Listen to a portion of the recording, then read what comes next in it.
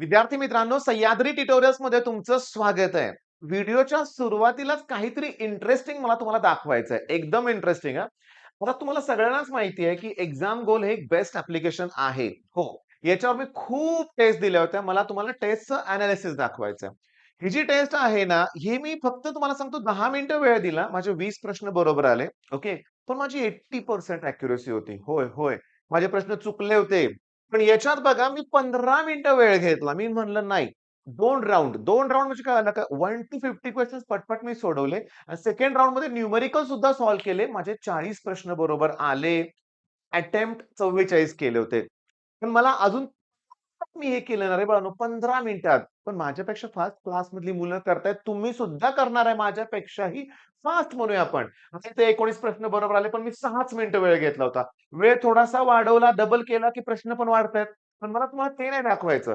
खूप questions attempt आहेत. 7 मिनिटात 21, 7 मिनिटात 27, 6 मिनिटात 23. मग हे सगळं पॉसिबल आहे. पण थांबा ना, मी एवढे पेपर सोडवत असताना माझ्या लक्षात आलं, की ह्या प्रश्नाचं उत्तर मला आठवलं नाही. कालच्याच टेस्टमध्ये how many isotopes of nitrogens are found याचं उत्तर मला आलं नाही. मला तो प्रश्न स्किप करताना अतिशय दुःख झालं. हां, कॅल्क्युलेशन नाहीये त्याच्यात, कुठलं एकदम थिअरी नाहीये, कुठलं मेकॅनिझम नाहीये. अरे फक्त व्हॅल्यू लक्षात ठेवायच्या आहेत ना. मग तुमचा असा एक मार्क जिथं जातोय ते वायवा आपण मध्ये इन्क्लूड करणार इथून पुढं. ओके. मग त्यासाठी मी खूप स्लाइड्स घेतलेत. त्या पुस्तकात जिथं-जिथं मला आयसोटोप सापडलं ना, सगळं तुमच्यासाठी एकत्र घेऊन आलोय. मग व्हिडिओला लाइक नक्की करा बरं का. शिकवण्यासारखं काय आहे? काय नाहीये. त्यामुळे मला फक्त दाखवावं लागणार आहे तुम्हाला. आपण चला पट बघूया आपण. नायट्रोजनचे आयसोटोप 2 आहेत बरं का बाळांनो. पण ऑक्सिजनचे स्टेबल आयसोमर्स 3 आहेत. O16, O17, O18.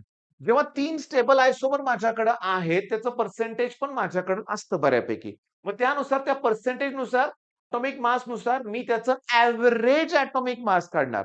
आता हे 11वीच्या पहिल्या टॉपिकमधलं पॉइंट आहे. एव्हरेज एटॉमिक मास काढण्यासाठी ही जी व्हॅल्यू आहे, ओके. तर मी याला मल्टिप्लाय करणार आणि अपॉन 100 ओके. या व्हॅल्यूनं मी याला मल्टिप्लाय करणार अपॉन 100 आणि हे सगळं करून कार्बनचं जे काय एव्हरेज एटॉमिक मास येतंय ते 12.011 होतंय आणि आपण 12 घेतो. बरोबर आहे? मग कार्बनचे आयसोटोप किती आहेत? C12, C13, C14 3 आहेत. ऑक्सिजनचे स्टेबल किती आहेत? O16, O17, O18 16, 17, 18, 12, 13, 14 3 आहेत. तर नायट्रोजनचे 2 आहेत. बघा, आपल्याच पुस्तकात दिलंय. कार्बनचे आयसोटोप्स 3 आहेत. नायट्रोजनचे 14 आणि 15 2 आहेत. ऑक्सिजन 16, 17, 18 3 आहेत. क्लोरीनचे 2 आहेत आणि ब्रोमीनचे पण 2 आहेत. चला काम करावं लागेल. स्क्रीनशॉट काढून नुसतं होणार नाही रे. हे लिहून घ्या ना. हे लिहून घ्याच. म्हणजे हे पॉइंट लिहून घ्या. पण अजून आयसोटोपवर जे काही येऊ शकतं, ते सगळं मी या व्हिडिओमध्ये इन्क्लूड केलेलं आहे. मग नेक्स्ट पॉइंट काय? Average atomic mass. जेवढं हे आहे त्यानं या पर्सेंटेजला मल्टिप्लाय करा अपॉन 100. बघा एक काम करूया. अपॉन 100 एकत्र घेऊया म्हणूया. हा पुस्तकातला प्रॉब्लेम आहे. पहिल्या टॉपिक मधला आहे आणि तुम्हाला एव्हरेज त्याचं मिळालंय एवढं. सीईटीला असे question initially at any cost skip करावं लागणार. कुठे एवढं कॅल्क्युलेशन करणार आहे? आणि ऑप्शन जर खूप क्लोज असतील, तर मी तुम्हाला सांगतो आपल्या पुस्तकात जेवढे प्रॉब्लेम्स आहेत ना, average atomic mass of carbon, त्याच्यानंतर तुम्हाला जेवढं दिलंय निऑन, हे सगळं लक्षात ठेवा. लक्षात ठेवा. ओके. नेक्स्ट मला सांगतो आयसोटोप. आता सगळ्यात डेफिनेशन महत्वाची. Same atomic number but different atomic mass number have same number of proton म्हणजेच एटॉमिक नंबर सेम आहे. But different number of neutrons. Okay. आता न्यूट्रॉन कसे काढतात तुम्हाला सांगतो. तर एखादा एलिमेंट आहे समजा एक्स. ओके. वरती असतो अटॉमिक मास नंबर आणि खाली असतो ॲटॉमिक नंबर. झेड म्हणजे ॲटॉमिक नंबर आणि ए म्हणजे ॲटॉमिक मास नंबर. तुम्ही वरच्या मोठ्या नंबर मधून छोटा नंबर मायनस करा. तुम्हाला नंबर ऑफ न्यूट्रॉन्स मिळतील. काय मिळेल? Number of neutrons. एकदम सिंपल आहे. तुम्हाला बऱ्याच वेळा विचारलंय न्यूट्रॉन्स किती येते? मोठ्यातून छोटा मायनस करा न्यूट्रॉन मिळालं. ओके.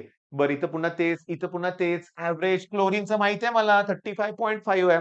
कार्बनचं 12.011 आहे आणि निऑनचं 20 पॉइंट समथिंग काहीतरी आहे 1707. 1707 ओके. आता सगळ्यात महत्वाचं हायड्रोजन, ड्यूटेरियम आणि ट्रिटियम. ऑब्व्हियसली ट्रिटियम हेवी आहे.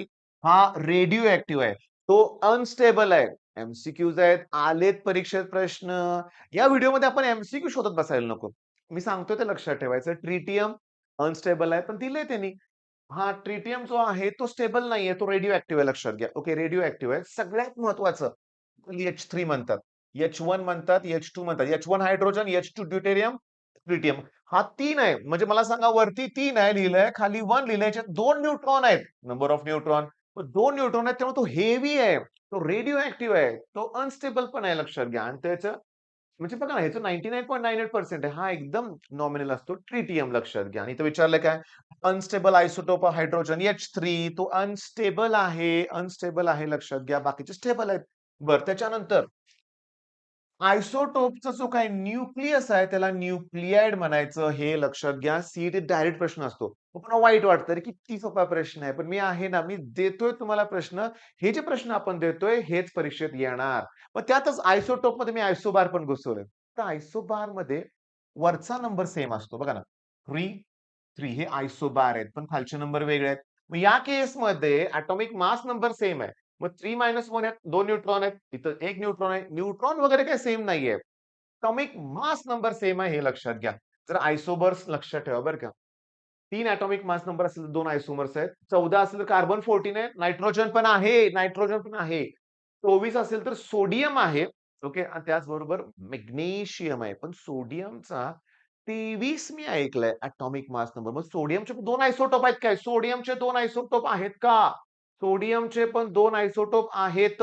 बघा ना, सोडियमचं जर मी घेतलं Na23 पण आहे आणि Na24 पण आहे. 23 तर आपण बघित होतो ना, सोडियमचा एटॉमिक मास नंबर पण 23 येतो लक्षात घ्या. होय. NaOH मध्ये NaOH मध्ये सोडियमचा 20 येतो, ऑक्सिजन 16 आहे. आणि बघा 40 ॲडिशन येते की नाही बघा. हो. मग 23 पण आहे आणि 24 पण आहे. म्हणजे सोडियमचे पण 2 आयसोटोप आहेत. त्याच्यानंतर मगाशी सुरुवातीला कुठलं विचारतो? नायट्रोजनचे पण 2 आयसोटोप आहेत. ऑक्सिजन 3, कार्बन 3, बाकी ते ब्रोमीन वगैरेचे 2-2 आहेत. क्लोरीन 2, ब्रोमीन 2, 2-2 कोणाचे आहेत रे? नायट्रोजनचे 2 आहेत, क्लोरीनचे 2 आहेत, ब्रोमीनचे 2 आहेत, सोडियमचे 2 आहेत आणि समजून घ्या 3-3 कार्बन आणि ऑक्सिजनचे आहेत. बरं, आता त्याच्यानंतर अजून आपण काय-काय बघितलं? हे इथपर्यंत आलोय आपण, बरोबर आहे?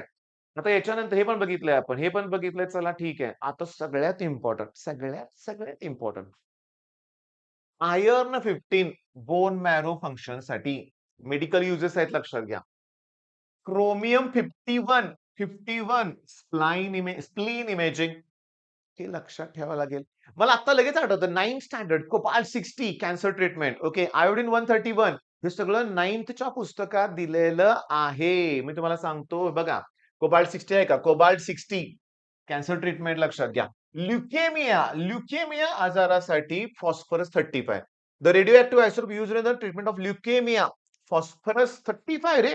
फॉस्फरस 35 पाहिजे ना मला आन्सर. ओके. त्यांनी फॉस्फरस 32 दिली इथं लक्षात घ्या. मग ह्या दोघात कुठं आणखी ल्युकेमिया आहे का? नाही दिलं. सांगतो आयोडीन 136 इथं दिलंच नाहीये. तर मी तुम्हाला एकदा क्रॉस चेक करा म्हणतोय बरं का लक्षात घ्या. फॉस्फरस 35 पाहिजे होतं 30. 1 सेकंद. हा एलिमेंट आहे बाळांनो. त्याचा आयसोटोप 32च आहे. बरोबर आहे. आपलं बरोबर आहे हे लक्षात घ्या. पण मला काय म्हणायचंय, मी इथे बघा ना कोबाल्ट 60 दिलंय. आयोडीन 131 दिलंय. रेडियम 226 तेच दिलंय. मग इथे कशाला असं दिलंय? मग फॉस्फरस 32 लक्षात घ्या. ल्युकेमिया लक्षात ठेवा. ओके. रेडियमचा हाल्फ लाईफ खूप जास्त आहे बरं का बाळांनो.